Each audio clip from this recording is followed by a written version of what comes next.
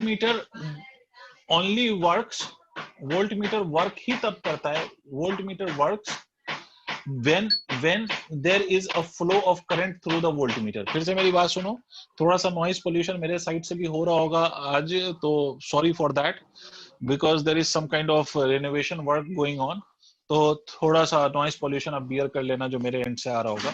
Anyways, मैं आपसे ये कह रहा हूँ कि वोल्ट मीटर बेसिकली क्या करता है बेटा, तो मैंने आपसे बोला कि वोल्ट मीटर क्या करता है, तो voltmeter measures the potential, but वो पोटेंशियल तभी मेजर करेगा जब उसके थ्रू करंट फ्लो होगा। अब मुझे एक बात बताओ बच्चों, मेरे प्यारे, मेरे बेटे, मेरे लाल, मेरे पीले, मैंने यहाँ पर वोल्ट मीटर लगाया, मैंने यहाँ पर वोल्ट मीटर लगाया और ये एक सेल लगाया, मेरे बेटे ये सेल लगाया, सेल का ईएमएफ ई है, उसका इंटरनल रेजिस्टेंस आर है, तो मुझे वोल्ट मीटर के अक्रॉस जो वोल्टेज मिलेगा वो ईएमएफ मिलेगा या टर्मिनल पोटेंशियल डिफरेंस मिलेगा, क्या मिलेगा, ईएमएफ और terminal potential difference. What we will measure, cell के बाहर जो, बहुत बढ़िया भाई, बहुत प्यारा बच्चा, सेल के बाहर जो मिलता है वो टर्मिनल पोटेंशियल डिफरेंस होता है। और मुझे मेजर क्या करना है, मुझे ये मेजर करना है ईएमएफ, और मुझे मेजर क्या हो रहा है, टर्मिनल पोटेंशियल डिफरेंस। और क्यों, क्योंकि करंट फ्लो हुआ, और ये वोल्ट मीटर वर्क ही नहीं करेगा if there is no current going through that voltmeter. अगर वोल्ट मीटर के थ्रू करंट फ्लो नहीं होगा तो voltmeter will not be able to do work, ठीक है, will not be able to measure this. तो इसका मतलब है बेटा कि voltmeter measures terminal potential difference, और मैं कह रहा हूं कि पोटेंशियोमीटर से मैं क्या मेजर कर सकता हूं, ईएमएफ। तो this is the difference. Volt meter measure करता है terminal potential difference of a cell, और पोटेंशियोमीटर क्या मेजर करता है, EMF of the cell. Clear है, तो लिख लो, potentiometer measures EMF of the cell, मैं जो लिखा रहा हूं पहले वो लिख लो, potentiometer measures EMF of the cell, potentiometer measures EMF of the cell as it works on, EMF of the cell, potentiometer measures EMF of the cell as it works on, as it works on, as it works on null method condition, null, NULL, null method condition, जो लिखा रहा हूं वो लिख लीजिए। Potentiometer measures EMF of a cell as it works on null method condition,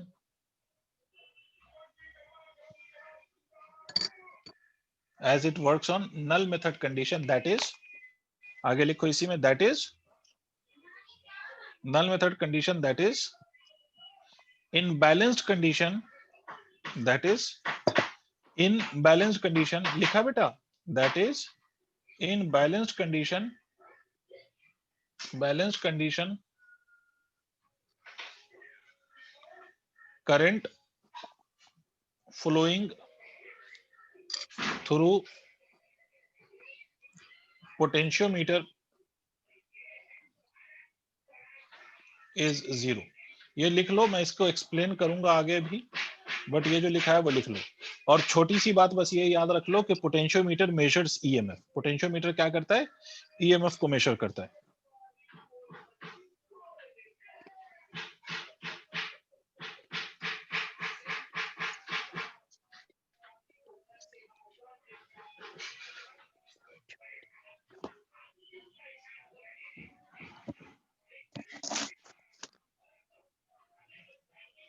लिख लिया हो तो बताइएगा ताकि मैं आगे बात कर सकूं। वेरी गुड, तो आप लोगों को ये बात समझ में आ गई कि potentiometer measures EMF of the cell. अब कैसे मेजर करता है, क्या उसका बेसिक प्रिंसिपल है, on which principle does it work. तो नल मेथड कंडीशन का मतलब अभी मैं थोड़ी देर में बताऊंगा, बट आप थोड़ी सी और बात समझिए। तो देखिए बेसिकली बेटा, पोटेंशियोमीटर अगर आप देखेंगे लैब के अंदर, तो पोटेंशियोमीटर में बेसिकली एक 100 सेंटीमीटर से लेके 500 सेंटीमीटर, मतलब 1 मीटर से 6 मीटर या 10 मीटर तक लंबी वायर होती है, ठीक है। मतलब ये वायर आप मान लो कि ये पोटेंशियोमीटर की वायर है, ये पोटेंशियोमीटर है और इसकी ये वायर होती है, और ये वायर फिर से बनी हुई होती है मैंगनीन की। वेरी गुड, पोटेंशियोमीटर की ये वायर बनी होती है मैंगनीन की। इसके साथ हम यहाँ पर बेटे मान लीजिए कि आप एक रियोस्टेट, अभी बेसिक सी बात समझा रहा हूँ, अभी मैं कोई डायग्राम उसका वो नहीं बना रहा हूँ, अभी एक बेसिक सी बात समझिए। और इसके साथ हमने यहाँ पर एक गैल्वेनोमीटर लगा दिया ऐसे, और इसके साथ ये जॉकी है which will be made to slide on this potentiometer wire. ये जो जॉकी है उसको हम इस पोटेंशियोमीटर वायर पे स्लाइड करेंगे।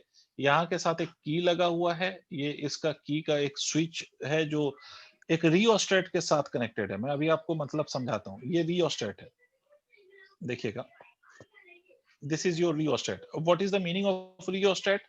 तो रियोस्टेट का काम भी वही है जो रेजिस्टेंस बॉक्स का जो जिस तरह का काम है।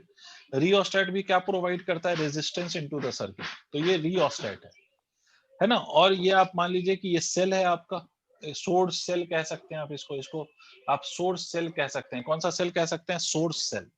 समझ रहे हैं आप मेरी बात? तो बेसिकली होता क्या है कि पोटेंशियोमीटर का ये की को बंद कर दो तो एक करंट फ्लो होगा। तो पोटेंशियोमीटर का कॉन्सेप्ट, बेसिक प्रिंसिपल क्या है, तो इस बात को समझें कि ये जो वायर है आपकी, let this wire be A B, तो ये वायर बनी हुई है मैंगनीन की, और इस वायर का जो क्रॉस सेक्शनल एरिया है वो यूनिफॉर्म है, ठीक है। तो अगर हम एक कांस्टेंट करंट पास करें through the wire of potentiometer, ध्यान से सुनिएगा, if we pass a constant current through the potentiometer wire made up of manganese of uniform cross sectional area। तो बेटे मान लो कि ये मैंने कहा क्रॉस सेक्शनल एरिया यूनिफॉर्म है, तो रेजिस्टेंस ऑफ द वायर को हम जानते हैं कि ऐसे लिख सकते हैं, rho L by A. Sir rho तो वैसे ही कांस्टेंट है सर, एरिया को भी हमने क्या रखा है? कांस्टेंट रखा है सर। तो इसका मतलब मैं ये कह सकता हूं कि आर जो होगा वो directly proportional to the length होगा, यानी please tell me. Yes yes sir. है ना। तो R is directly proportional to length. इसका मतलब है कि हमने फिर से एरिया को इसलिए यूनिफॉर्म रखा है, ये मीटर ब्रिज में मैं बताया था, और वही चीज यहाँ पर भी है कि एरिया ऑफ क्रॉस सेक्शन को हमने इसलिए यूनिफॉर्म रखा है ताकि रेजिस्टेंस जो है वो किस पे प्रोपोर्शनल हो, तो it is only proportional to the length of the wire. तो रेजिस्टेंस जो है वो किस पे प्रोपोर्शनल हो जाए? लेंथ ऑफ द वायर से प्रोपोर्शनल हो जाए। अच्छा भाई, बहुत बढ़िया था। अब अगर मैं इसमें कांस्टेंट करंट पास करूंगा, ध्यान से सुनना, मान लो ये लेंथ एल है, इसके थ्रू करंट पास किया, तो इस एल लेंथ का कुछ रेजिस्टेंस होगा, मान लो इसको हम आर एल कह लेते हैं। तो सर हमें मालूम है कि अगर हम करंट पास करते हैं तो किसी भी रेजिस्टर में वोल्टेज का ड्रॉप होता है, तो voltage in this length can be written as equal to current multiplied by resistance of this length. लिख सकता हूं या नहीं? सोच के यस देखो बेटा। मतलब आप इस लेंथ को आप एक रेजिस्टर की तरह ट्रीट अगर कर लो, तो इस लेंथ में जो रेजिस्टेंस है वो आर एल है, और ये आर एल जो रेजिस्टेंस है वो किस पर डिपेंड करेगा? तो it will be directly proportional to the length itself. मतलब मैं ऐसे लिख सकता हूं, V L is equal to I, R L की वैल्यू को मैं लिख सकता हूं rho L by A. Clear है बेटा? इसका मतलब आप देखें तो मैं ये भी कह सकता हूं कि V L is equal to I rho by A multiplied by L. अगर आप ध्यान से देखो तो ये पूरा टर्म कांस्टेंट है या नहीं? अब क्वेश्चन अराइज होता है, क्यों? क्योंकि सर आपका रो कांस्टेंट है, मैंने पहले ही बोला है। Area of cross section of the wire is itself constant. और मैंने कैसा करंट पास कराया है बच्चे? तो मैंने एक कांस्टेंट करंट पास कराया है ना भाई। सोनम, निल्जा, है ना, स्टैंजिन, शेरिंग, कैसा करंट पास कराया बच्चे? कांस्टेंट। तो ये पूरा टर्म कांस्टेंट हो गया।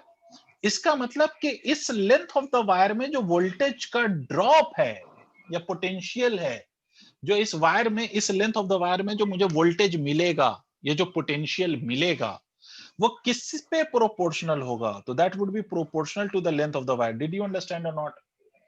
This is basic principle of the potentiometer. अब फिर से मैं रिपीट कर रहा हूं, सारी चीजों को समराइज कर रहा हूं। प्रिंसिपल ऑफ पोटेंशियोमीटर ये कहता है कि अगर मैं कोई कांस्टेंट करंट पास कर रहा हूं थ्रू द पोटेंशियोमीटर वायर, तो the potential drop across any length of the wire will be directly proportional to that length। मतलब जो ये पोटेंशियल का जो ड्रॉप है ना, वो किस पे डिपेंड करेगा? तो वो उस पोटेंशियोमीटर के वायर के लेंथ पे डिपेंड करेगा। मतलब लेंथ ज्यादा तो पोटेंशियल का ड्रॉप ज्यादा, अगर लेंथ कम तो पोटेंशियल का ड्रॉप भी कम। क्लियर हो गई बात? अब दूसरी बात, एक बात और सुने सर, इस चीज को हम ऐसे भी लिखते हैं, V is equal to K multiplied by L, where K is a constant, proportionality constant. इस K को बेटा हम ऐसे लिख सकते हैं V बाई L। इस K को एक नाम दिया गया, इसको हम कहते हैं पोटेंशियल ग्रेडियंट। क्या कहते हैं? Potential gradient of wire. ठीक है। इसका क्या मतलब है? इसका मतलब है कि टोटल वोल्टेज कितना ड्रॉप हुआ वायर में, और उस वायर की टोटल लेंथ कितनी है, that is basically called as potential gradient. आप देखो, अगर आप V को चेंज कर दो, मतलब V कैसे चेंज होगा सर? V कैसे चेंज होगा? V चेंज हो सकता है अगर आप करंट को चेंज कर दो। पहले आप इतना नोट करो, मैं आपको समझाता हूं, उसके बाद आपको रियोस्टेट का फंक्शन समझ आएगा। पहले आप इतना नोट करो।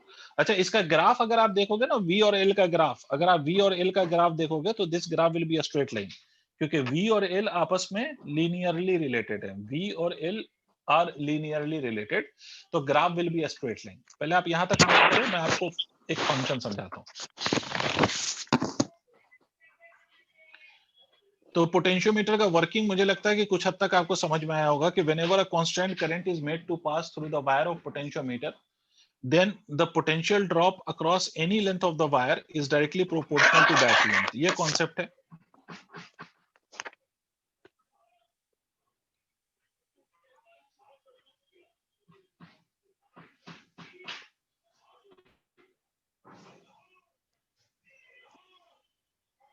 Done.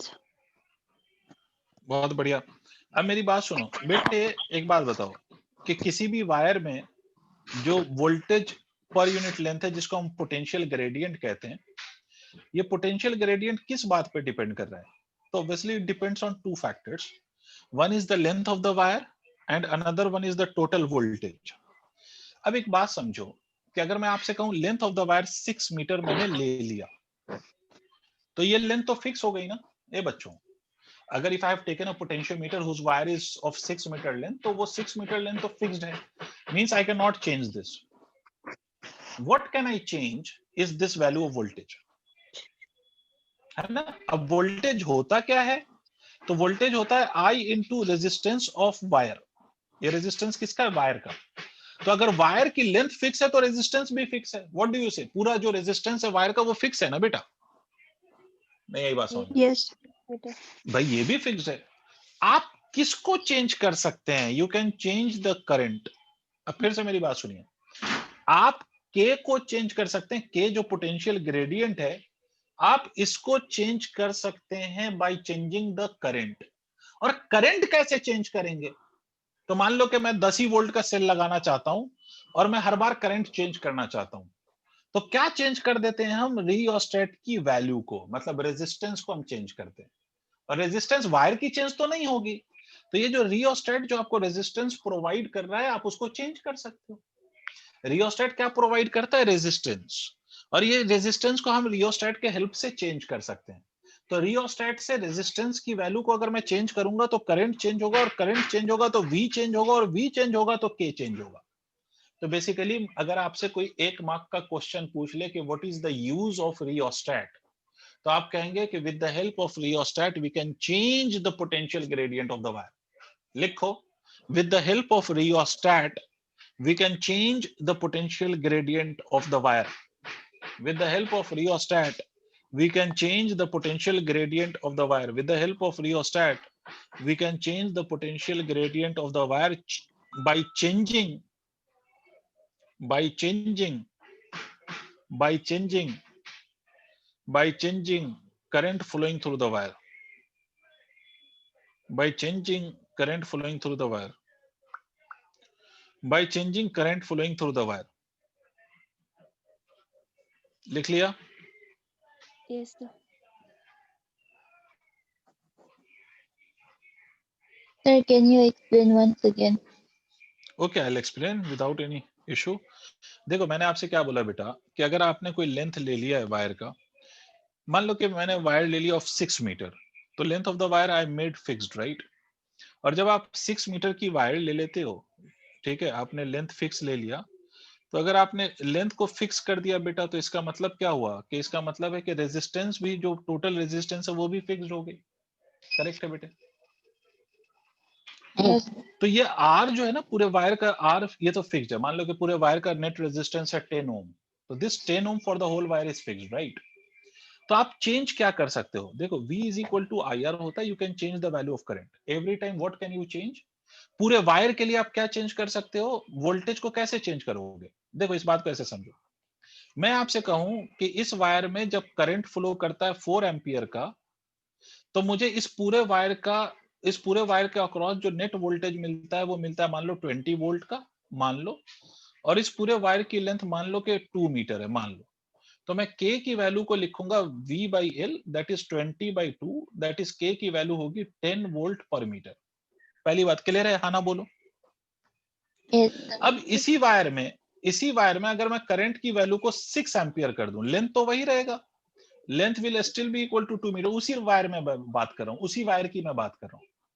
ठीक है, मैंने क्या किया, करंट को 6 एम्पियर कर दिया। तो अब मुझे इस पूरे वायर के अक्रॉस वोल्टेज सेम मिलेगा या अलग मिलेगा? अलग। इस अलग मिलेगा। मान लीजिए कि इस बारी मुझे वोल्टेज मिला 30 वोल्ट, तो अब k की वैल्यू क्या लिखूंगा इसी वायर के लिए? k की वैल्यू चेंज हो गई, देखो कैसे हो गई, लेंथ तो वही रहा बट वोल्टेज चेंज हो गया। तो वोल्टेज की जगह आप 30 लिख दीजिए, तो ये 15 वोल्ट पर मीटर हो गया। This is the value of k for the same wire. But वो चेंज कब हुई? जब आपने करंट को चेंज किया। और करंट को आप कैसे चेंज करोगे? तो करंट को आप चेंज करोगे कैसे? तो you will change the current, you will change the, बोलो ना, you will change the current by changing the value of resistance of rheostat। किसकी वैल्यू को चेंज करके? Rheostat. रियोस्टेट। अच्छा, रियोस्टेट की वैल्यू क्यों चेंज करेंगे? क्योंकि वायर का रेजिस्टेंस थोड़ी ना चेंज कर सकते हैं। सोच के देखिए, आप वायर का रेजिस्टेंस चेंज कर सकते हैं? नहीं। तो आपको अगर करंट चेंज करना है तो कोई ना कोई रेजिस्टेंस चेंज करना ही पड़ेगा, तभी करंट चेंज होगा। और वो किसका आप कोई ना कोई रेजिस्टेंस चेंज करेंगे? तो वो रियोस्टेट का रेजिस्टेंस की वैल्यू को आप चेंज करेंगे, तो आपका टोटल रेजिस्टेंस चेंज हो जाएगा। इसका मतलब ऐसे समझो कि मैं आपसे कहता हूं ये 4 ओम का रेजिस्टर है और ये 4 ओम फिक्स्ड है, और इसके साथ मैंने एक दूसरा रेजिस्टर लगाया जिसकी वैल्यू को मैं चेंज कर सकता हूं। ठीक है, तो अगर तुमसे कोई पूछ ले कि इस सर्किट का मुझे टोटल रेजिस्टेंस चेंज करना है, टोटल मान लो इस सर्किट का मुझे टोटल रेजिस्टेंस चेंज करना है, तो टोटल रेजिस्टेंस चेंज करने के लिए मैं क्या चेंज करूंगा? ये 4 ओम चेंज होगा या दूसरा वाला रेजिस्टेंस चेंज होगा बेटा? दूसरा। दूसरा वाला, वही वाली बात है। तो यहाँ पर वायर का रेजिस्टेंस आप चेंज नहीं कर सकते। आप क्या चेंज कर सकते हो? क्यों नहीं तो यू सर? कैन चेंज, या बोलो बोलो क्या बोला? वायर का रेजिस्टेंस क्यों नहीं चेंज कर सकते?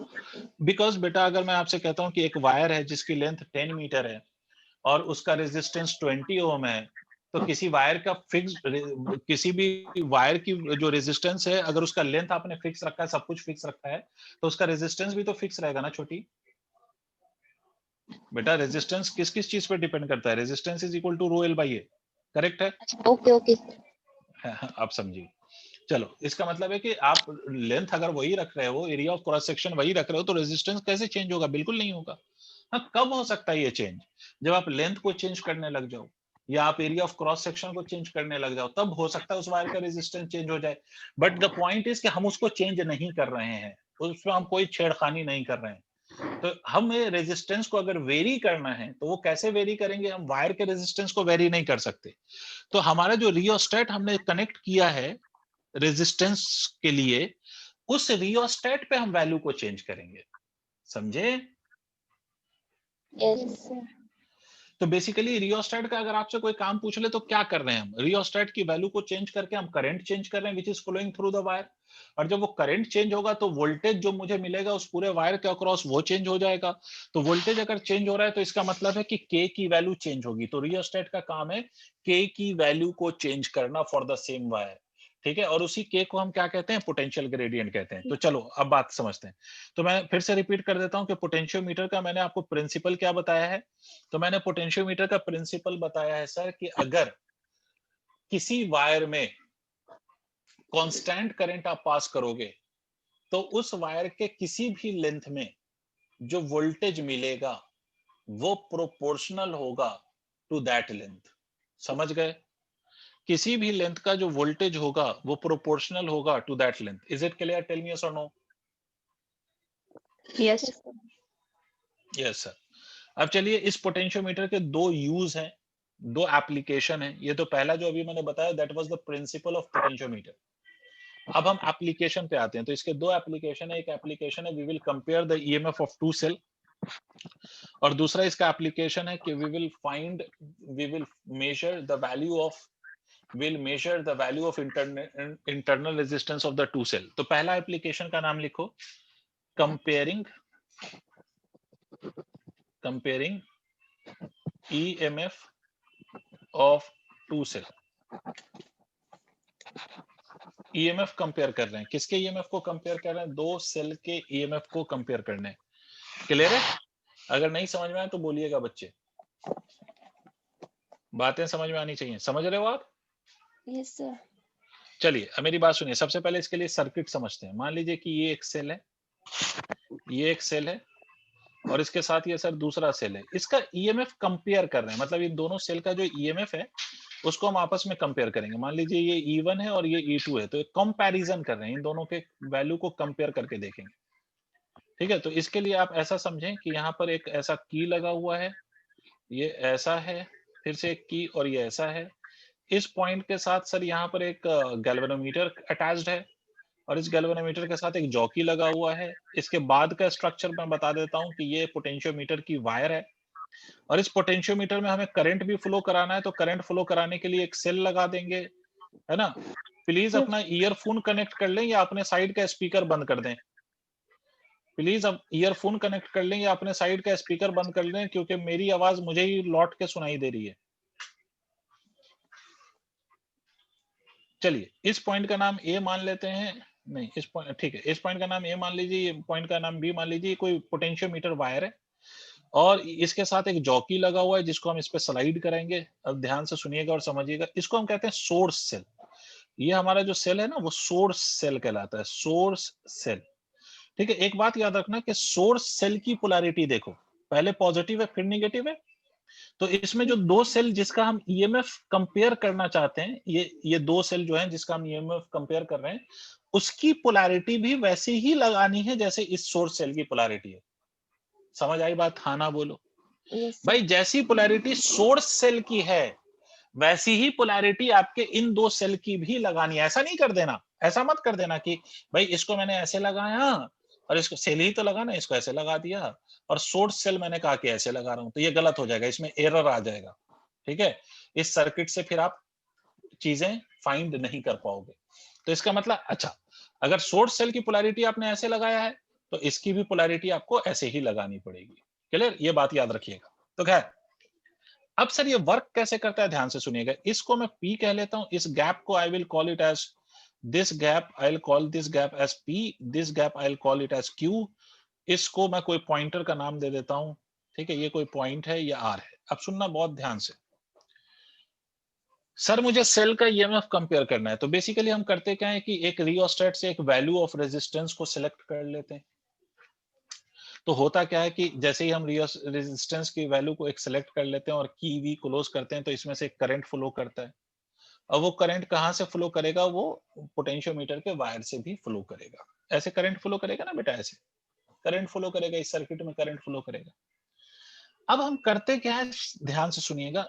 इस वाले पॉइंट को पहले हम यहां पर रख देते हैं, समझे? मतलब इसको हम किसके साथ पहले कनेक्ट कर लेते हैं? P के साथ, P के साथ, है ना। तो अगर हमने P के साथ कनेक्ट कर दिया तो P तो क्लोज हो गया, बट ये जो की Q है, ये वाला Q, ये अभी क्लोज है या ओपन है? सोच के देखो। Open. ये ओपन है, ओपन है। इसका मतलब ये देखो, मैं पूरी चीज बना के बताता हूं। ये गैल्वेनोमीटर है, इस गैल्वेनोमीटर का ये वाला एंड हमने कनेक्ट कर दिया P के साथ। तो P के साथ अगर हमने कनेक्ट कर दिया तो P के साथ कौन सा सेल कनेक्टेड है? ये वाला सेल कनेक्टेड है।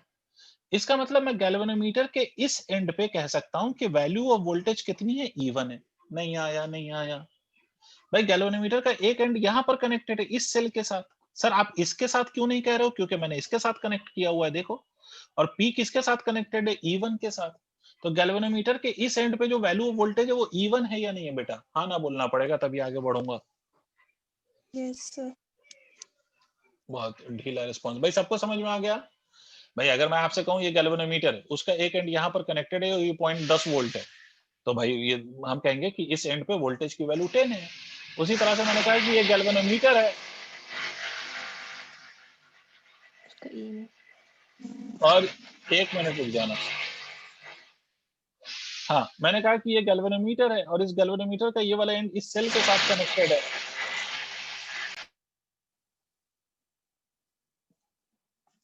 गैल्वेनोमीटर का ये वाला एंड इस सेल के साथ कनेक्टेड है, तो इस एंड पे ईएमएफ की वैल्यू कितनी होगी? E1। E1. क्लियर? अच्छा, दूसरा वाला एंड देखो इसका कहां पर है, इस पोटेंशियोमीटर के वायर पे है या नहीं है बेटा, हाँ ना बोलना पड़ेगा, है ना। Yes sir. अब करते क्या है ध्यान से सुनिएगा, अब करते क्या है ध्यान से सुनिएगा। ये जो जॉकी है इसको हम स्लाइड कराते हैं, इसको हम ना यहां से स्लाइड करना शुरू करते हैं, और तब तक स्लाइड करते हैं जब तक गैल्वेनोमीटर का डिफ्लेक्शन 0 नहीं हो जाए। इसको हम तब तक स्लाइड करते हैं जब तक गैल्वेनोमीटर का डिफ्लेक्शन 0 नहीं हो जाता।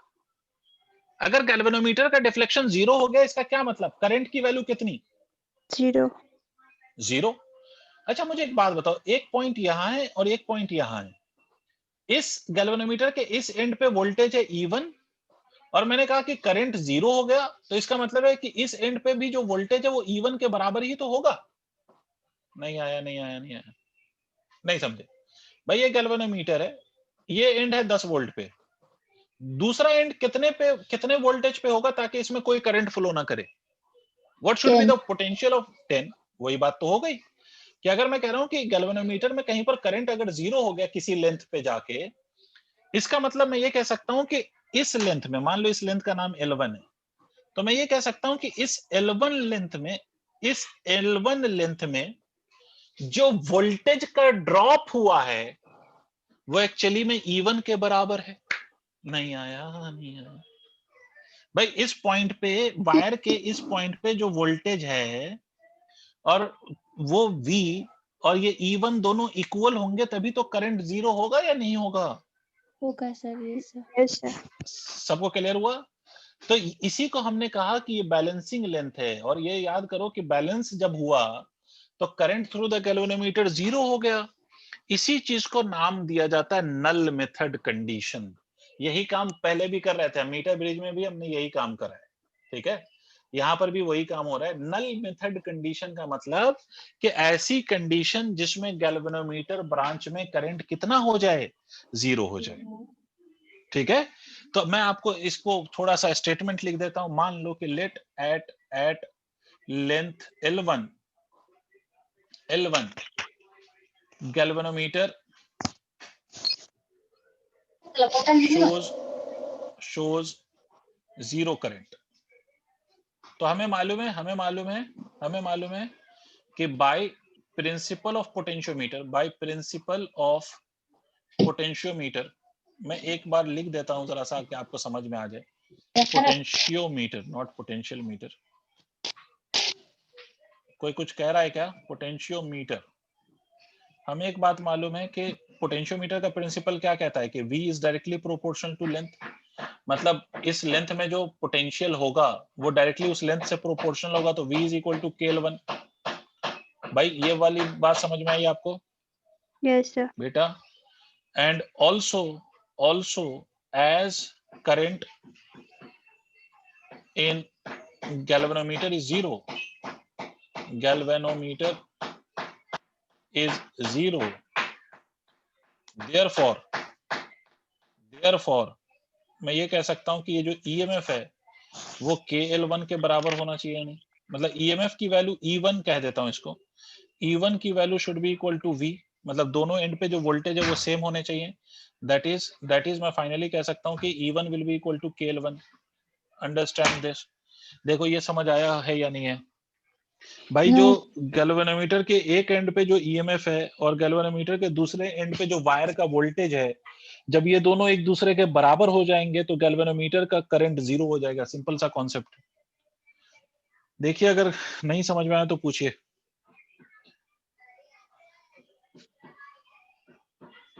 और समझ आ गया तो यहां तक नोट करिए, और नहीं समझ में आया तो प्लीज पूछिए।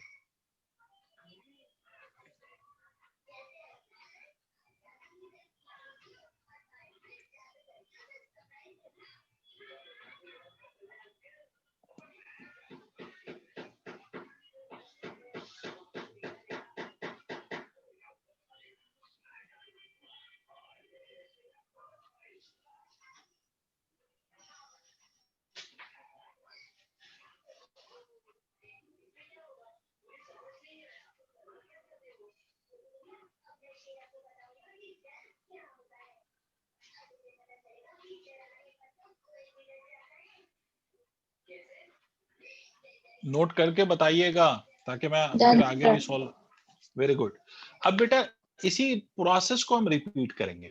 ये तो हमने E1 को बैलेंस किया ना, and this value of E1 is being balanced at a length of L1 on the potentiometer wire।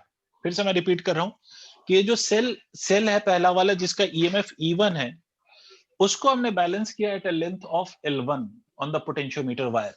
Now we move on, we move to the next part। अब यहां ध्यान से सुनिए।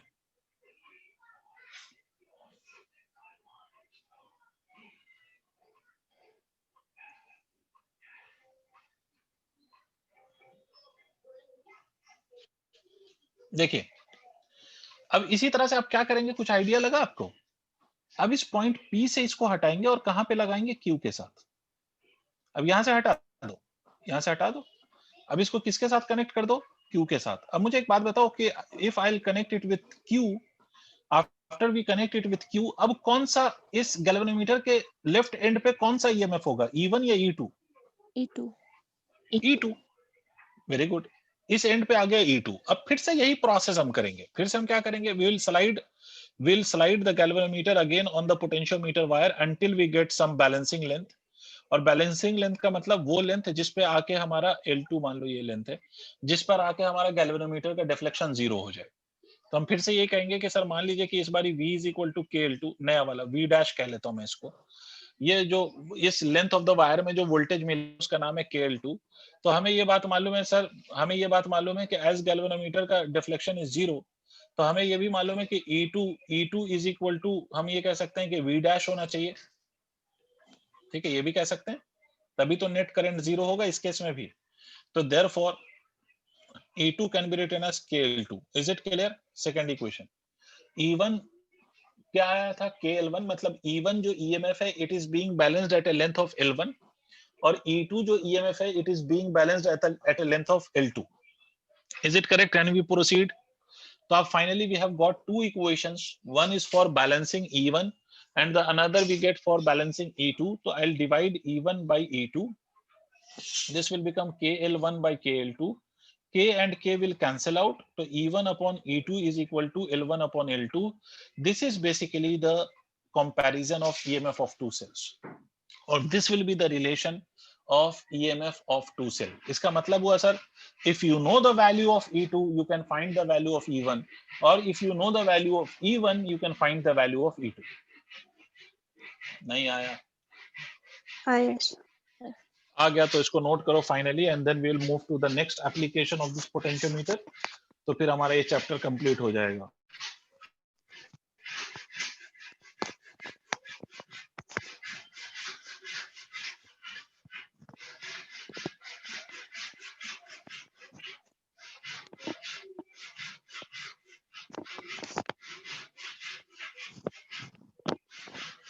Done. Very good. Now we move to the next application of this potentiometer which is, लिख लो, finding internal resistance of a cell. Next application का नाम लिखो, finding internal resistance of a cell. Finding internal resistance of a cell. अब दूसरा application ये कि हम इसी पोटेंशियोमीटर को यूज कर सकते हैं to measure the value of internal resistance of the cell. तो आपने टॉपिक लिख लिया होगा, finding the internal resistance of the cell. अब देखो इसमें करते क्या है, ये एक रियोस्टेट बॉक्स है जिससे हम कोई सुटेबल रेजिस्टेंस कंसीडर कर लेंगे। ये कोई एक की है, मैं पहले सर्किट डायग्राम बना रहा हूँ and again I will explain, don't worry. यहाँ इसके साथ एक सेल लगा हुआ है जिसका ये इंटरनल रेजिस्टेंस है सर। ठीक है, there is a cell which whose internal resistance is let's say small r, और इसी स्मॉल r को we have to determine। फिर यहाँ पर आप मान लीजिए कि दिस इज पोटेंशियोमीटर वायर, ये आपकी ये AB is a potentiometer wire. यहाँ से ये दूसरी की ये ऐसे, और यहाँ से ये ऐसे, या ये रियोस्टेट अपना, ये रियोस्टेट, और ये थोड़ा सा ये अपना ड्राइविंग सेल। ठीक है, ये अपना ड्राइविंग सेल। ठीक है, कोई दिक्कत? इसका EMF हम ये मान रहे हैं, इसका कुछ नाम E डैश ले लेते हैं, ड्राइविंग सेल का।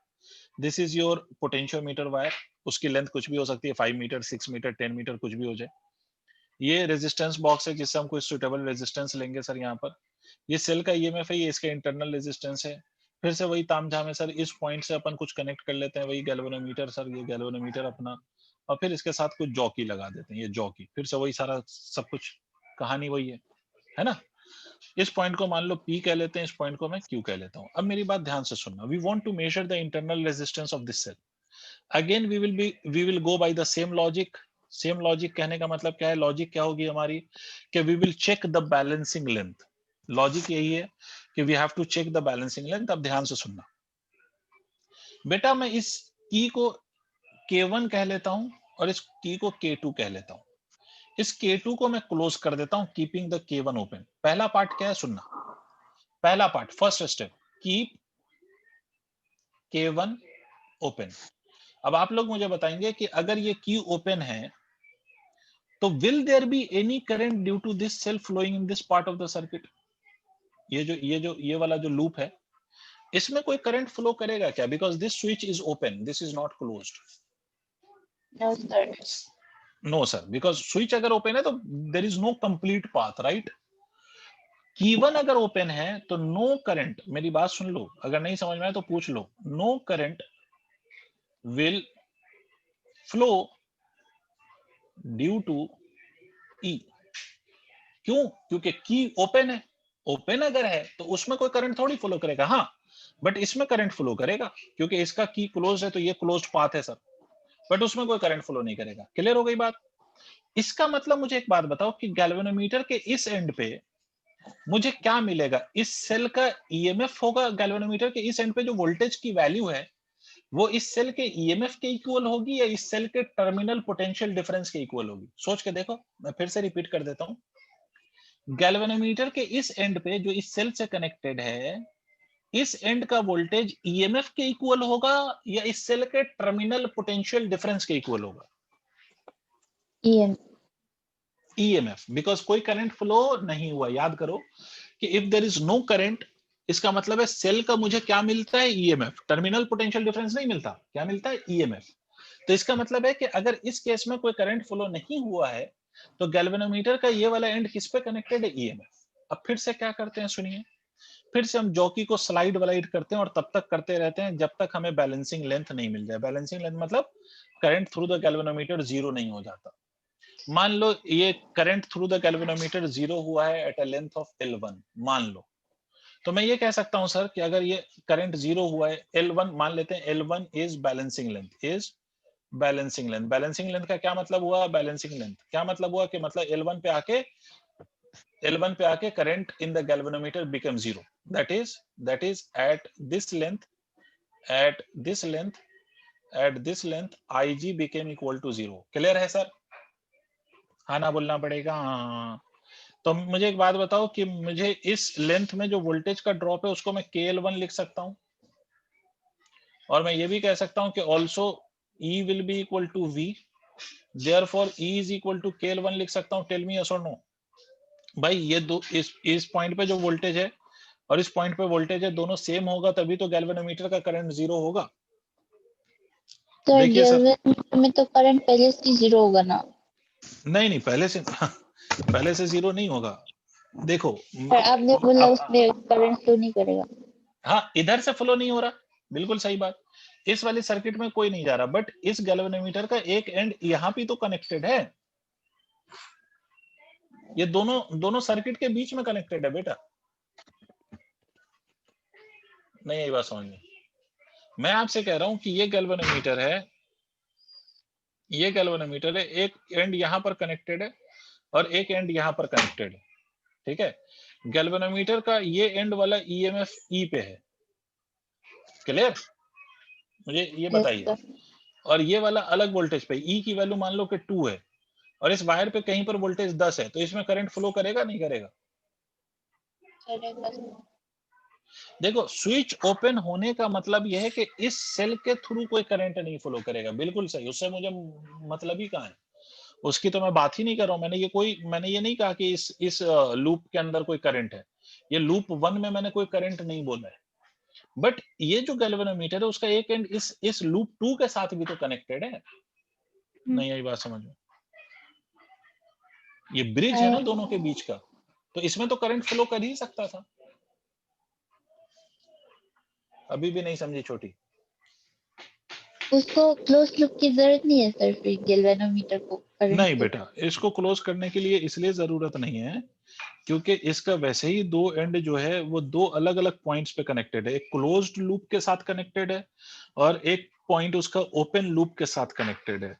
तो इसका मतलब है कि वो उसको क्लोज हो या ना हो उससे कोई फर्क नहीं पड़ेगा, because at the two ends we have different value of voltage of the galvanometer.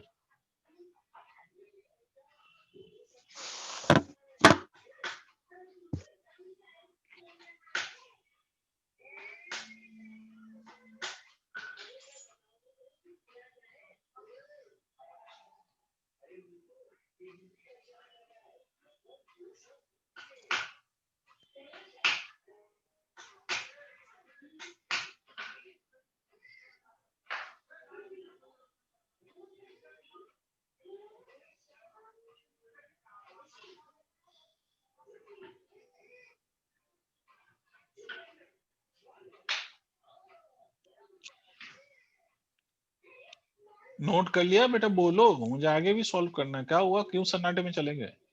Yes sir, One, sir. Yes ठीक है, अब दूसरा काम क्या करना है? अब दूसरा काम सुनिए। अब क्लोज K1 को क्लोज कर दो। अब K1 को क्लोज कर दूंगा तो ऊपर वाले लूप में करंट फ्लो करेगा या नहीं? करेगा सर। Yes. तो अब मुझे गैल्वेनोमीटर के इस एंड पे इस सेल का ईएमएफ मिलेगा या टर्मिनल पोटेंशियल डिफरेंस मिलेगा? What we will get on the point Q of the galvanometer? What we will get? Terminal. हाँ, सही बोल रहे हो, अच्छा बोल रहे हो। ऑब्वियसली देखो, किसी भी सेल के थ्रू अगर करंट फ्लो हो जाए तो मतलब you will get terminal potential difference of the cell. अगर सेल के थ्रू करंट फ्लो नहीं हो रहा है तो you will get EMF of the cell. Clear हो गई बात? ठीक है, तो इसका मतलब क्या हुआ कि इसका मतलब ये कि जैसे मैंने इसको क्लोज कर दिया, I will be getting terminal potential difference of the cell. और उसके बाद फिर से मैं क्या करूंगा, फिर वही काम करूंगा, इस जॉकी को स्लाइड करूंगा करूंगा करूंगा तब तक जब तक मुझे फिर से बैलेंसिंग लेंथ नहीं मिल जाता। ठीक है, मान लो क्लोज करने के बाद, की को क्लोज करने के बाद बैलेंसिंग लेंथ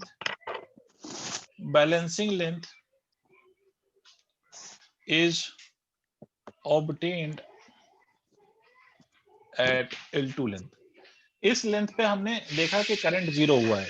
ये बैलेंसिंग लेंथ है, ये बैलेंसिंग लेंथ हुई। ठीक है, ये बैलेंसिंग लेंथ है। तो अब क्या कहूंगा मैं कि इस लेंथ में जो वोल्टेज है वही तो इस एंड पे जो वोल्टेज है उसके बराबर है। नहीं, ये बात समझना भाई, वोल्टेज इन लेंथ Q और वोल्टेज ये दोनों इक्वल होंगे तभी तो गैल्वेनोमीटर का करंट फिर से जीरो होगा। टेल मी यस और no? Yes sir. Yes, sir. ठीक है, इसका वोल्टेज जो है टर्मिनल पोटेंशियल डिफरेंस, इसको मैं VQ को मैं V कह रहा हूं, और इस लेंथ में जो वोल्टेज मिलेगा that would be equal to KL2 is my second equation. देखो अगर तुम्हें समझ में आया हो, ये जो V मैंने लिखा है this is TPD of cell. TPD of cell वो कितना होगा अभी हम वो लिखेंगे।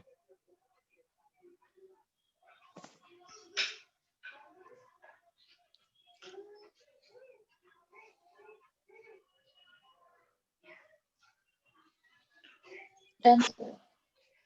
देन अब सुनिए, अब finally I find out how to get the value of internal resistance. For that हमने जो दो इक्वेशन बनाए हैं उन दोनों को आपस में डिवाइड करते हैं। तो देखिए हमारी जो इक्वेशन थी वो थी E is equal to KL1, this my first equation. दूसरी equation terminal potential difference that is equal to KL2। ये कैंसिल हो गया। याद करो कि E को हम ऐसे लिख सकते हैं क्या, V प्लस ऑफ IR, मतलब terminal yes potential difference multiplied by plus of voltage across the internal resistance. और टर्मिनल पोटेंशियल डिफरेंस को हम क्या लिखते हैं, देखो मैं पहले समझाना चाहता हूं। ये रेजिस्टेंस है, इसका रेजिस्टेंस R है, और ये सेल है जिसका ईएमएफ E है। पहले मैं याद दिलाना चाहता हूं पुरानी बात। तो बेटा ये इंटरनल रेजिस्टेंस स्मॉल आर है और यहाँ से करंट फ्लो कर रहा है, तो E is equal to I into capital R plus I into small R, यही तो लिखते थे। Yes. और Yes. इसी I इंटू कैपिटल आर को टर्मिनल पोटेंशियल डिफरेंस कहते थे, अगर आपको पुरानी बात याद आ जाए तो मेरे बच्चे अगर ऐसा है तो हम यहाँ पर भी, अच्छा रेजिस्टेंस बॉक्स का जो रेजिस्टेंस है वही हमारा R है, तो इसको R मान लेते हैं। तो इसको अपन ऐसे लिख सकते हैं कि E is equal to I capital R plus of I into small R, और terminal potential difference I into capital R is equal to L1 upon L2। देखो whether you get this or not, otherwise मैं फिर से repeat करूंगा, समझाऊंगा। सबको clear है? हाँ ना बोलना पड़ेगा भाई। Yes, sir. बहुत प्यारा भाई, बहुत तेज बच्चे हो ना तुम। I R good, I R plus of I R क्या कह रहे हो कि हम बोर हो रहे हैं इसलिए ये सीएस कर रहे हैं, क्या कह रहे हो तुम? No, sir. ऐसा ही कह रहे हो तुम। चलो आई से आई कैंसिल, इस आई से आई कैंसिल, तो बेटे यहाँ से small R plus 1 is equal to L1 upon L2। तो small R by R is equal to कितना आया मेरे बच्चे? L1 upon L2 minus of 1 उधर लेके चले जाओ तो स्मॉल आर की वैल्यू कितनी आई? Capital R L1 minus of L2 divided by L2, ये आपका रिजल्ट आएगा। This is how we find internal resistance of a cell experimentally. ऐसे हम internal resistance of a cell find करते हैं experimentally.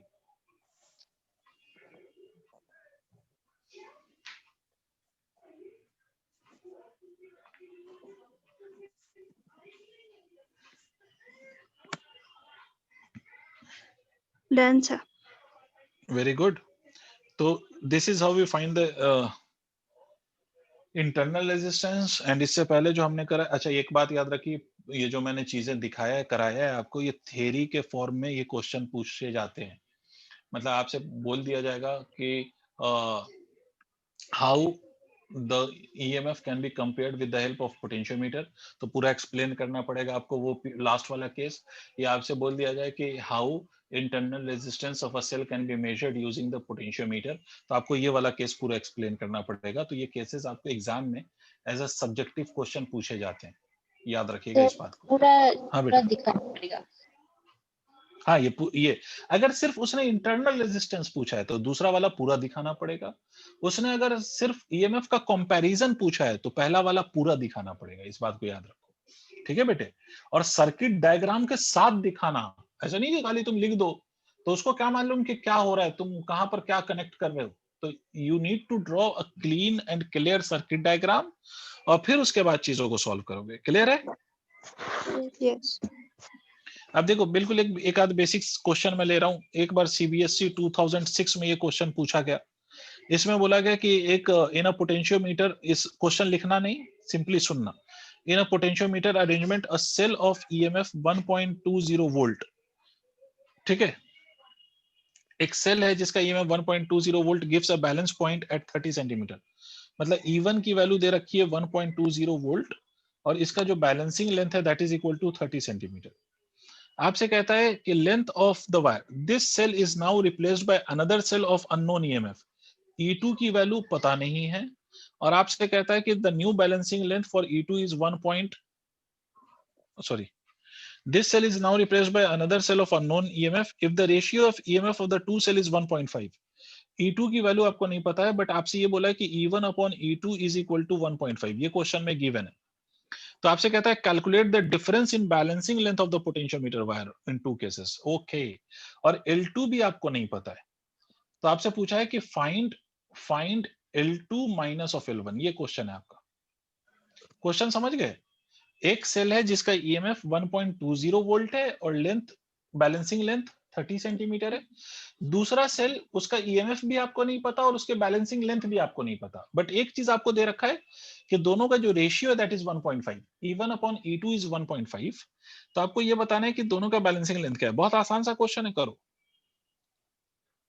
फॉर्मूला बेस्ड, पहला वाला फॉर्मूला याद करो, वो जो पहला वाला फॉर्मूला कंपैरिजन ऑफ EMF वाला। Yes, sir.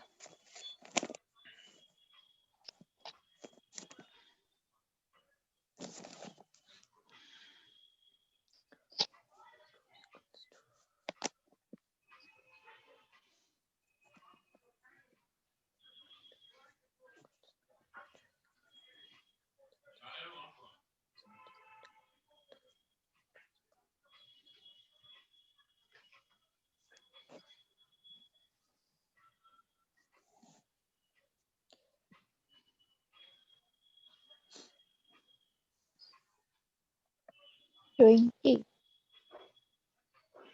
Difference you are getting as 20. अच्छा, Yes, 20 is, नहीं, difference would be 30. हाँ, L2 would be 20, right? कुछ नहीं है सर, सिंपल सी बात है, E1 upon E2 is equal to L1 upon L2 और ये वैल्यू आपको गिवन है 1.5. E1 की वैल्यू आपको कितनी गिवन है? तो E1 की वैल्यू आपको गिवन है 30. E2 की वैल्यू आपको नहीं पता, तो this would be equal to 1.5. तो E2 की वैल्यू कितनी हो जाएगी? 30 upon 1.5. सही बात है बच्चे? Yes. समझ रहे हो या नहीं? 30 डिवाइडेड बाय 1.5. यहां तक किसी को कोई इशू है? तो E2 इज इक्वल टू 20 आ गया. अच्छा, जो EMF का रेशियो होगा वही तो लेंथ का भी रेशियो होगा. आप ये भी कह सकते हो ना, ऑल्सो यू कैन से कि L1 upon L2 is also equal to 1.5. ऐसे भी निकाल सकते थे आप. और L1 की वैल्यू कितनी है? 30. तो 30 by 1.5 is equal to L2 आप ऐसे भी लिख सकते थे. और L2 is equal to 20 centimetre. चाहे आप E1 के रेशियो से वो निकाल लो या L2 से, सेम बात है. मतलब बैलेंसिंग लेंथ आपको पता चल गई, L2 is equal to 20 centimetre. Correct है? Yes, sir.